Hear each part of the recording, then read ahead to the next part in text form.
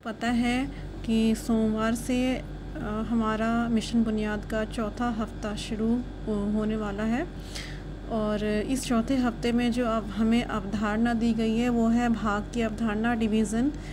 तो इस चौथे सप्ताह का जो पहला दिन है उसमें हमें बच्चों को क्या कराना है, हमें कंसेप्ट क्लियर कराना है डिवीज़न का, ठीक है। और डे 2 में हमें क्या कराना है, न्यूमरिक प्रॉब्लम्स करानी है। उसके बाद तीसरे दिन में हमें शाब्दिक सवाल, वर्ड प्रॉब्लम कराने हैं। और चौथे दिन में हमें विजुअल वर्कशीट्स करानी है। और पांचवें दिन फ़न एक्टिविटी या प्रोजेक्ट रिलेटेड टू डिवीज़न कुछ कराना है या देना है, प्रोजेक्ट जो भी आपको सही लगे। और छठा दिन तो आप सभी को पता ही है कि जो हमारा 6th डे होता है वो हमने फ़िक्स किया हुआ है अपने असेसमेंट के लिए। तो इस पूरे सप्ताह जो हमारा डिवीज़न चलेगा उसका हमें असेसमेंट लेना है 6th day of this week. तो अब हम देखते हैं अपना लेसन प्लान जो कि डे 1 का है। हमारा ये डे 1 का लेसन प्लान जो है उसमें ऑब्जेक्टिव क्या है, student will be able to understand the concept of division. बच्चा जो है, विद्यार्थी जो है, भाग के कंसेप्ट को, भाग का जो अवधारणा है उसको सही प्रकार से समझ पाएगा। तो इस डे की शुरुआत भी हम और डेज़ की तरह ही करेंगे, गपशप से। तो हम पहले क्या करेंगे, गपशप विधि से शुरुआत करते हैं। आप सभी को पता ही है कि बच्चों से हम गणित संबंधित कुछ बातचीत करते हैं, कुछ सवाल करते हैं जिसमें कुछ कैलकुलेशंस आती हैं, तो वो हमें गपशप करनी ही है।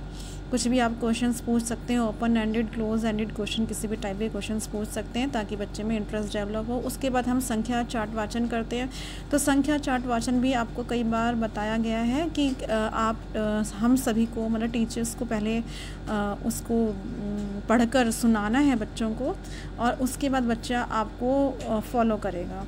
तो पहले हमें टीचर्स को करना है, उसके बाद बच्चा करेगा संख्या चार्ट वाचन। वो भी रोज़ का ही एक क्रिया है जो हमें करनी है अपनी क्लासरूम में। उसके बाद थर्ड है कंसेप्ट ऑफ डिवीज़न। तो उसके बाद जो हमारा बंडल ऑफ एक्टिविटी है, बंडल एक्टिविटी जो है थर्ड स्टेप, उसमें हम कंसेप्ट लेंगे डिवीज़न का। तो इसमें हमें क्या सिखाना है बच्चे को, हमें सिखाना है कि जो भाग है, भाग एक तरह से क्या है, भाग एक तरह से बार बार घटाने की विधि को ही हम भाग कहते हैं। जैसे कि यहाँ पर दिया गया है, यहाँ पर जो दिया गया है आपको, 18 को हमें 2 से भाग करना है। तो क्या है कि 18 में से 2 को घटाएंगे, क्या आएगा, यहाँ पर आपको देखना है 18 में से 2 गए 16, ठीक है। उसके बाद 16 में से 2 गए 14। इस तरह से आपको ये कब तक करना है, जब तक 0 ना आ जाए। तो उसके बाद हम बच्चे को इस तरह से जो एग्ज़ाम्पल है इसके ज़रिए हम ये समझाएंगे कि भाग कुछ और नहीं है, भाग बार बार घटाने की, बार बार संख्या को घटाने की विधि को ही हम भाग कहते हैं। तो इस तरह से हमें क्या लगता है, हमें टाइम लगता है बहुत ज़्यादा। अगर बड़ी डिजिट आ जाए तो हम कब तक करेंगे, 0 लाने के लिए हम कब तक इसको घटाते रहेंगे। तो उसी चीज़ को कम करने के लिए, उसी हमारी एफिशिएंसी जो है किसी भी भाग को सॉल्व करने के लिए, डिवीज़न को सॉल्व करने के लिए कम लगे, ठीक है, हमारा समय भी बचे और कम टाइम पर, कम एफर्ट पर हमारा सॉल्यूशन निकल जाए। तो इसीलिए हम मैथमेटिकल जो हमारा ट्रेडिशनल मेथड है उससे हम भाग करते हैं। तो यहाँ पर भी आप बंडल एक्टिविटी के थ्रू उसको समझा भी सकते हैं। जैसे कि 18 स्टिक्स ले लेंगे और 18 स्टिक्स में से हम 2-2 के पेयर में उसको घटाते चले जाएंगे, 2-2 के पेयर बनाएंगे तो 9 पेयर इस तरह से हमारे बन जाएंगे।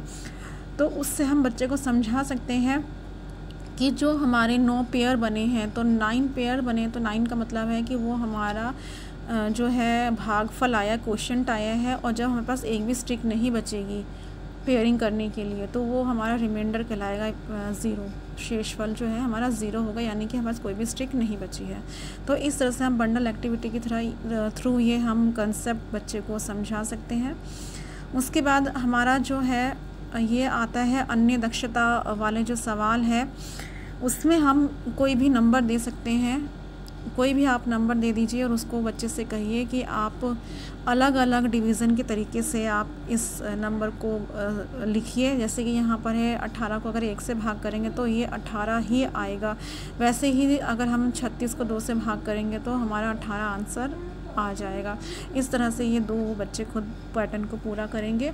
उसके बाद आप होम असाइनमेंट देंगे, आप इस तरह से दे सकते हैं और बच्चे को ये बताएंगे, क्योंकि अभी हमने कंसेप्ट जो करा है, हमने मैथमेटिकल जो हमारा मेथड है उससे नहीं करवाया है। हमने क्या करवाया है, बार बार घटाने की, repetitive subtraction of A number, इस मेथड से करवाया है डिवीज़न। तो आप उसी के आधार पर, उसी के अकॉर्डिंग क्वेश्चंस देंगे, लिखेंगे कि बार बार घटाने की विधि द्वारा आप भाग को हल कीजिए या फिर do the division by the repetitive subtraction of A number. तो ये था बस आज का आपका लेसन प्लान। आई होप कि आप सभी को सही लगा होगा, अच्छा लगा होगा।